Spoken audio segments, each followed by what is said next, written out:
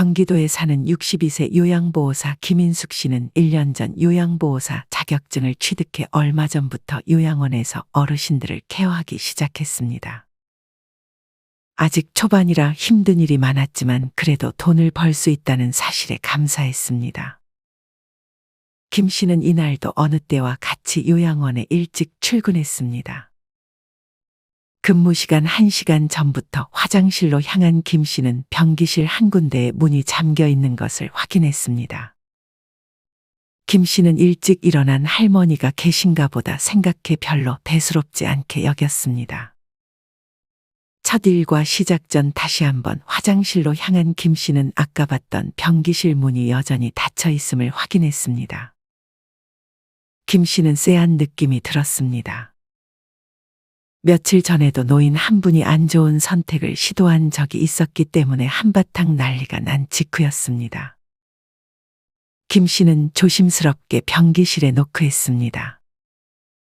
분명 문이 잠겨 있는 것을 보면 안에 사람이 있었을 테지만 아무런 인기척이 들리지 않았습니다. 김 씨가 조금 더 세게 노크를 해도 마찬가지였습니다. 김 씨는 급하게 다른 요양보호사를 불렀습니다. 하지만 그 요양보호사는 다급한 김 씨의 마음도 모른 채 아주 태연했습니다. 아, 최순복 할머니인가 보네요. 이제 금방 나올 거예요. 항상 일과 전에 저렇게 화장실에 가만히 앉아 계시거든요. 알고 보니 요양원에 머무는 할머니였는데 귀가 별로 안 좋아서 김 씨의 노크 소리를 듣지 못했던 것이었습니다. 김 씨의 걱정과는 달리 다른 요양보호사의 말대로 최 씨 할머니는 태연하게 화장실에서 나왔습니다. 김 씨는 놀란 마음을 진정시켰습니다. 김 씨는 그렇게 이날도 하루 종일 어르신들의 일과를 도왔습니다. 모든 일과가 끝나고 저녁까지 먹은 후에 어르신들의 활동 지원 및 취침 준비 시간이 다가왔습니다. 김 씨는 요양원에 있는 할아버지 할머니 분들에게 좀 더 다가가고 싶은 마음에 항상 이 시간만 되면 어르신 분들과 대화를 시도했습니다. 거주실들을 왔다 갔다 하며 어르신들을 케어하고 김 씨는 어느 한 거주실 안으로 들어갔습니다. 그중 할머니 한 분이 김 씨에게 말을 걸었습니다. 처음이라 열심히 하는 것 같은데 무작정 그렇게 다 베풀기만 한다고 좋은 건 아니야. 자기 몸 상해가면서 하는 건 더욱이 안 좋고, 그러다 나중에 나처럼 고생만 하고 후회한다니까. 김 씨가 들어간 거주실에 머무는 강 씨 할머니가 김 씨에게 조언을 해줬습니다. 강 씨 할머니는 김 씨가 일하는 것만 보고도 성격을 어느 정도 파악한 듯 말했습니다. 김 씨는 강 씨 할머니에게 다가가 얘기를 좀 더 들어보고 싶다고 했습니다. 안 그래도 제가 베푸는 성격이긴 한데 요새는 무작정 베풀기만 하는 게 그렇게 좋은 건 아닌 것 같다는 생각이 들어요. 여기는 제가 일하는 공간이라 열심히 하는 건데 그 외에는 베풀면 오히려 속상한 일들만 생기는 것 같더라고요. 딱 젊을 때 내 성격 보는 것 같네. 할머니, 그럼 나이 들었을 때 어떤 것을 조심해야 할까요? 생각해보자. 강 씨 할머니는 곰곰이 생각해 보더니 말을 이어갔습니다. 먼저 기본적으로 이제는 누구를 만나더라도 밥을 사주기만 하지는 않는 게 좋아. 딱 보니 지인들 만나면 먼저 계산하는 성격이지. 강 씨 할머니의 말에 김 씨는 뜨끔했습니다. 안 그래도 어제 저녁에 지인을 만났는데 그 지인을 만날 때마다 항상 지갑은 김 씨만 열었기 때문이었습니다. 물론 김 씨보다 2살 어린 동생이긴 했지만 나이가 더 많다는 이유만으로 매번 계산을 할 이유는 없다고 강 씨 할머니는 조언했습니다. 안 그래도 더치페이를 해야 저도 지인들을 오래 만날 수 있을 것 같은데 더치페이 하자는 얘기를 쉽게 꺼내기가 힘들어요. 요새 외식비도 비싼데 그걸 다 내고 있으면 어떡해? 나이 들면 의료비도 많이 나갈 텐데. 강 씨 할머니가 나이 들어 베풀지 말아야 할 첫 번째로 조언해 준 것은 무조건적인 밥값 계산이었습니다. 밥값 계산을 하는 것은 나이와는 상관없는 문제긴 하지만 젊은 사람들에게는 더치페이라는 문화가 그래도 잘 잡혀 있는 것 같습니다. 하지만 나이가 조금 있으신 분들은 더치페이를 하자는 제안을 쉽게 하지 못하는 것 같습니다. 만약 제대로 된 사고방식을 가진 분들이라면 밥을 2번 정도 얻어먹었으면 1번 정도는 자기가 먼저 나서서 계산을 할 것입니다. 하지만 댓글들을 보면 그렇지 않은 지인을 둔 분들도 많은 것 같습니다. 나는 10년 동안 밥을 사준 지인이 한 명이 있거든. 근데 그거 고마워할 것 같지? 나중에 더치페이 하자니까 얼마나 사줘봤다고 생색내냐고 말하더라. 받은 걸 잘 기억을 못하는 거지. 강 씨 할머니는 그렇게 과거를 회상했습니다. 돈 안 내는 사람은 평생 안 내면서 형편 어렵고 어쩌고 해도 자기 애들 교육시키고 여행 가고 할 건 다 하더라. 알고 보니 나랑 만나는 날에만 돈을 안 쓰는 거였지. 나중에 생각해보니까 그야말로 내가 사주니까 나를 만나는 거더라. 내가 돈 안 내면 날 굳이 만날 생각이 없었던 거지. 강 씨 할머니는 10년 동안 그 지인을 만나 쓴 돈이 1,000만 원은 될 거라며 차라리 그 돈으로 혼자 여행이나 몇 번 다녀볼 걸 하며 후회했습니다. 그 이후로 강 씨 할머니는 그 지인이랑 관계를 끊고 형편이 조금 어려웠던 다른 지인과 관계를 이어갔는데 이 지인은 어려운 집임에도 불구하고 강 씨 할머니가 뭘 해주면 하다못해 김치를 한 포기 담아서라도 강 씨에게 꼭 보답을 했다고 말해줬습니다. 하지만 나중에 알고 봤더니 신세지는 마음이 조금 부담스러웠던 것 같다고 말했습니다. 강 씨 할머니는 무작정 밥을 사주거나 필요한 것들을 자기 고집대로 해주면 오히려 상대가 갚아야 한다는 부담감을 느낄 수 있으니 웬만하면 상대가 받겠다고 하기 전까지는 베풀지 않는 것이 좋다고 말해줬습니다. 이러나 저러나 함부로 밥값을 계산하거나 반찬 같은 걸 가져다 주면서 베푸는 게 무조건 좋은 건 아닐 수도 있겠네요. 이 얘기를 듣고 있던 문 씨가 끼어들었습니다. 내 남편이 살아있을 적에 남편의 오래된 지인이 있었거든. 그 지인은 남편의 유일한 친구였어. 그 지인네는 외벌이에 애가 셋이고 경제 사정이 여의치는 않아서 처음 만났을 때부터 밥값은 거의 남편이 다 냈지. 10번 정도 밥 사면 그 지인네가 한두 번 커피 사는 정도의 관계였어. 그런데 그게 계속되니 당연히 남편이랑 우리 쪽에서 내는 분위기에 나중엔 잘 먹었다는 말도 없는 그런 상황이 돼버리더라.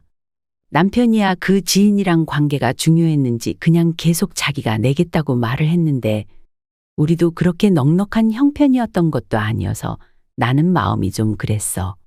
나중에 생각해보니 그 지인은 남편이 대인관계가 좁다는 걸 알았던 거지. 막말로 우리의 지인이 자기네 밖에 없구나 하는 점을 이용했던 거지. 이후에는 사소한 걸로 싸워서 관계가 악화됐어. 형제간에도 누가 돈을 더 냈네 하며 쌈박질하는 판에 생판 남에게 언제까지 주기만 할 수 있겠어? 강 씨 할머니는 문 씨 할머니의 말에도 동조하면서 얻어만 먹는 싸가지는 만나지 말라고 말했습니다. 문 씨 할머니도 강 씨 할머니와 마찬가지로 그렇게 지인들에게 쓴 돈 모아서 남편이랑 여행이나 가볼 걸 하고 후회했습니다. 할머니들의 말을 들어보니 사줘도 고마운 줄 모르는 사람, 그리고 사줬을 때 갚아야 한다는 마음의 부담을 느끼는 사람들이 많은 것 같아서 김 씨도 이제는 무작정 퍼주기만 하면서 베풀지는 말아야겠다고 생각했습니다. 할머니들은 고마운 줄 모르는 사람들과는 천천히 관계를 정리하고 부담을 느끼는 사람들에게는 물질적인 것보다는 그냥 따뜻한 말 한마디나 안부를 해주는 것으로 충분하다고 말해줬습니다. 밥값도 쌓이면 만만치 않은 돈이라며 노후에 그 돈 잘 지켜서 자기 자신을 위해 쓰라는 말도 해줬습니다. 김 씨는 명심하겠다고 말하며 그 다음으로 조심해서 베풀어야 할 것에 대해 물었습니다. 그 다음은 문 씨 할머니가 무언가 생각이 난 듯 말을 꺼냈습니다. 내 이야기를 좀 해주면 자식들이 안쓰러워서 도와주는 거를 조심해야 돼. 예를 들면 손주를 돌봐준다거나 하면서 내 건강을 뒤로 미루는 것만큼 미련한 짓은 없어. 그렇게 도와주면 고마워하는 자식들도 당연히 있겠지만 우리 자식들은 자기들 사는 게 뭐 그리 바쁜지 연락해도 전화를 잘 받지도 않아. 문씨 할머니가 조심해서 베풀어야 할 것 두 번째로 고른 것은 자식들을 위해 내 시간을 쓰는 것이었습니다. 이 중 특히 손주를 대신 돌봐주는 것을 문씨 할머니는 후회했습니다. 미국 하버드대 보건대학원 연구팀에서 일주일에 9시간 이상 손자, 손녀를 돌보는 할머니 13,000여 명의 심장병 발생률을 조사한 결과 아이들을 돌보지 않은 할머니들보다 심장병 발병률이 55%나 높았다고 합니다. 이유는 육아에서 받았던 만성적인 스트레스가 원인이었습니다. 이 중에서 가장 안 좋은 것은 손주를 돌보느라 병원 가기를 미루거나 운동할 시간들을 뺏기고 취미 활동이나 사회생활까지 못하게 되는 점이 건강에 부정적으로 작용했을 수 있다고 합니다. 물론 이와는 반대로 손주들을 돌보면 좋은 점도 존재합니다. 연세대의 조사 결과에 따르면 일주일에 손주를 10시간 이상 돌볼 경우 인지기능 점수가 23.4점으로 그렇지 않은 경우보다 1점가량 더 높았다고 합니다. 아무래도 손주들에게 책을 읽어주거나 같이 놀면서 뇌가 자극을 받는 것이 그 이유일 것이라고 합니다. 하지만 황혼 육아를 맡게 되면 일주일에 10시간 이상 맡아주는 분들이 더 많습니다. 이 경우 손목, 허리, 무릎 등이 안 좋아지고 대부분 자식들은 일을 오전, 오후에 하기 때문에 자연스럽게 병원에 갈 시간을 놓치면서 건강이 악화되는 것입니다. 자식들은 계속 줘야만 좋아해. 내가 손주를 10년이나 돌봐줬는데도 심지어 그때까지 일을 조금씩 하며 번 돈도 딸을 위해 썼거든. 근데 지금 면회도 잘 안 오고 모르는 사람 대하듯 할 때가 많아.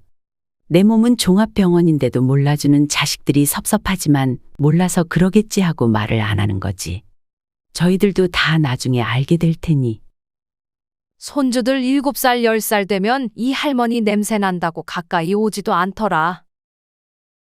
강씨 할머니도 문씨 할머니의 말에 공감하는 듯 말을 덧붙였습니다. 강씨 할머니도 문씨 할머니와 마찬가지로 손주 돌보는 것을 도와줬던 때가 있었습니다.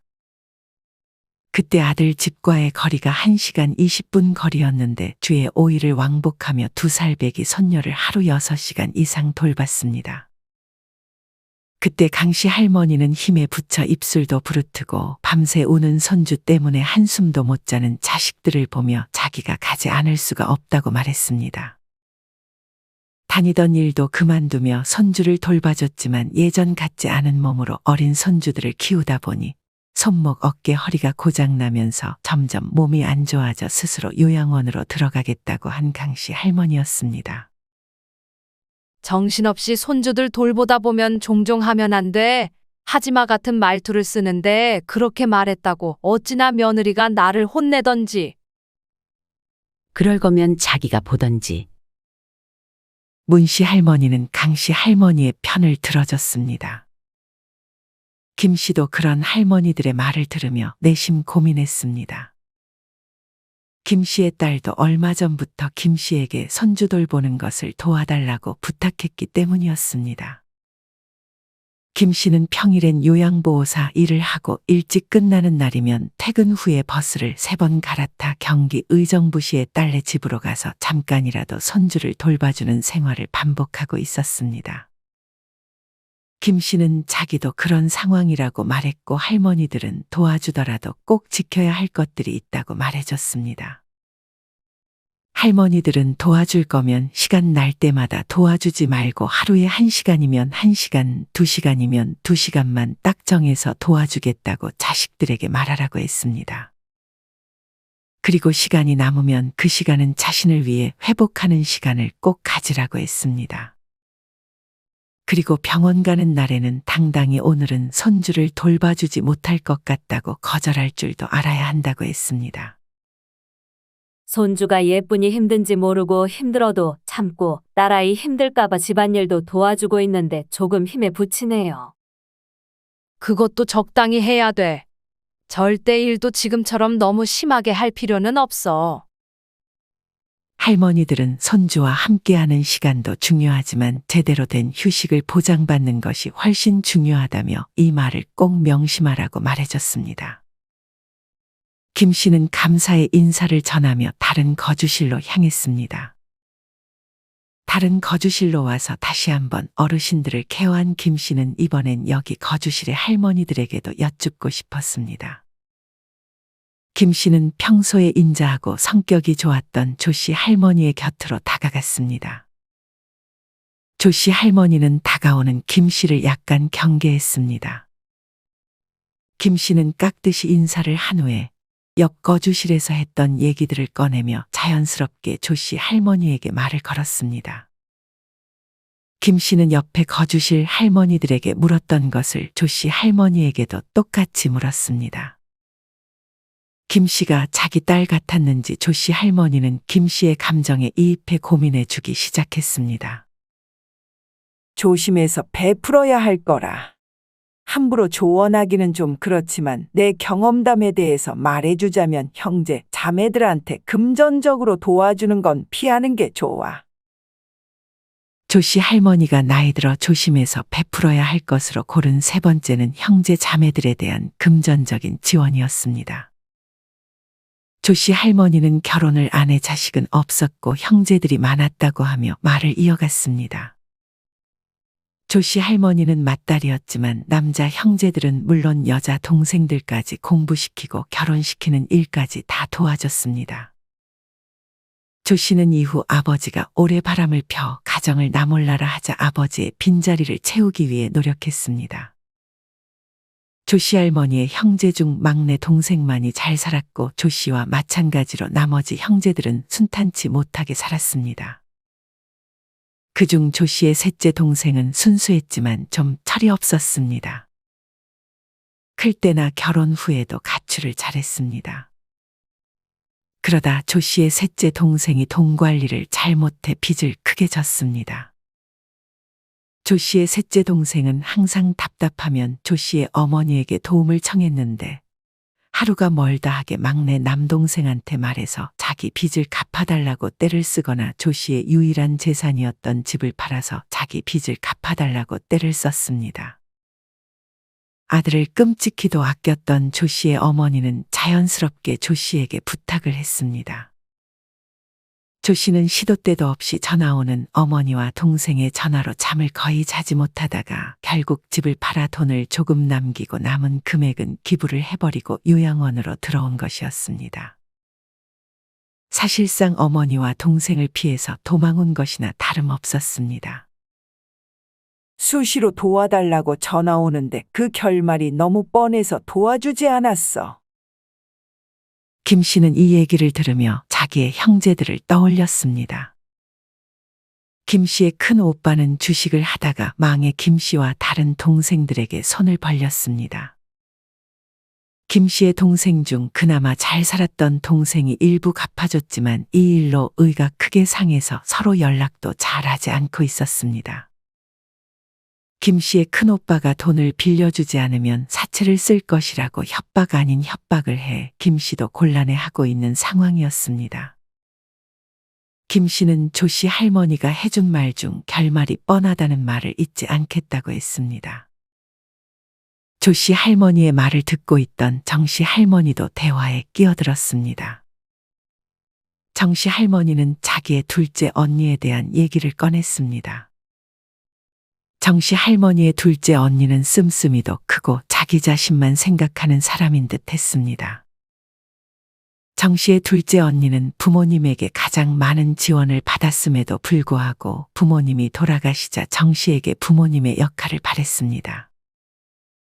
정 씨는 차라리 부로 이웃 돕기를 할지언정 싸가지 없는 언니에게 도와주기는 싫다며 동생이 뼈 빠지게 일한 돈 가져가고 싶냐고 시원하게 말을 해주고 언니와의 연을 끊었다고 했습니다. 형제라도 싸납게 보이면 아무리 동생이라도 함부로 못해. 앞으로 성질 있게 살아. 정 씨 할머니는 착해 보이는 김 씨에게 성질도 부릴 줄 알아야 한다고 조언했습니다. 정씨 할머니는 부모도 자식도 남편에게도 헌신하지 말고 우리는 우리의 인생을 위해 태어났으니 그렇게 살다가야 후회가 없다는 것을 이제서야 겨우 깨달았다고 답했습니다. 할머니들이 직접 겪은 얘기들을 들으며 김 씨는 많은 생각이 들었습니다. 안 그래도 큰오빠에게 마음이 약해지려고 했던 김 씨는 다시 한번 마음을 다잡았습니다. 김 씨는 그렇게 거주시를 나와 복도를 서성이는 최 씨 할아버지와 마주쳤습니다. 최 씨 할아버지는 젊은 시절 사업을 크게 했던 사람이었습니다. 물론 시간이 지나면서 실패를 하긴 했지만 그래도 과거에는 회장님 소리를 들을 정도로 성공했습니다. 할아버지는 걷다가 힘들었는지 복도에 있는 의자에 잠깐 앉았습니다. 김 씨는 그런 최 씨 할아버지의 곁으로 다가갔습니다. 김 씨는 할아버지의 곁으로 가 인사를 했습니다. 최 씨 할아버지는 요양원에 다닌 지 얼마 안 된 김 씨를 조금 낯설어 했습니다. 원래 여기서 일을 했던가요? 여기 다닌 지 얼마 안 됐어요. 그래요?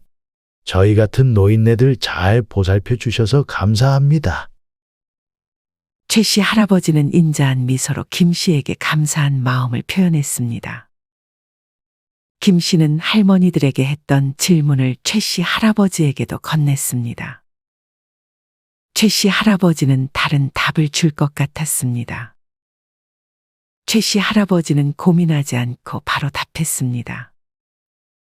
자식들에게 베풀고 도와준답시고 내 생각이랑 경험들을 강요했던 게 후회되지? 최 씨 할아버지가 조심해서 베풀어야 할 건 마지막 네 번째로 뽑은 것은 자식들 혹은 젊은 사람들에게 자기의 경험만을 강조해서 조언해줬던 것이었습니다. 김 씨는 그런 최 씨 할아버지의 말에 의아함을 느꼈습니다. 저는 충고와 조언도 사랑이라고 느껴지던데요. 오히려 지나가는 조언조차 감사할 때가 있어요. 먹고 살기 바쁘고 너무 힘들면 남에게 관심 없잖아요. 가족이니까 할 수 있는 것 같아요. 그래서 저는 잔소리해주는 주변 사람들에게 진심으로 고마움이 느껴지는데. 그런 마음가짐을 가지는 사람들도 일부 있지만 대부분은 그냥 잔소리라고만 생각하지. 특히나 요새 젊은 사람들은 어른이 하는 얘기가 무조건 옳다는 사고방식에 거부감을 느끼기도 하잖아.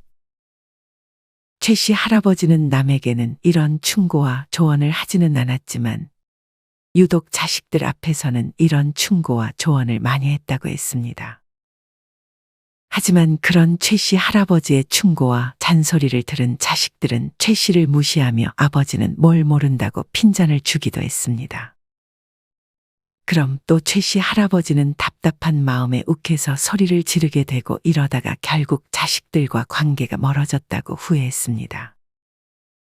그렇게 자꾸 트러블이 생기니까 점점 생일에도 명절에도 잘 찾아오지 않더라.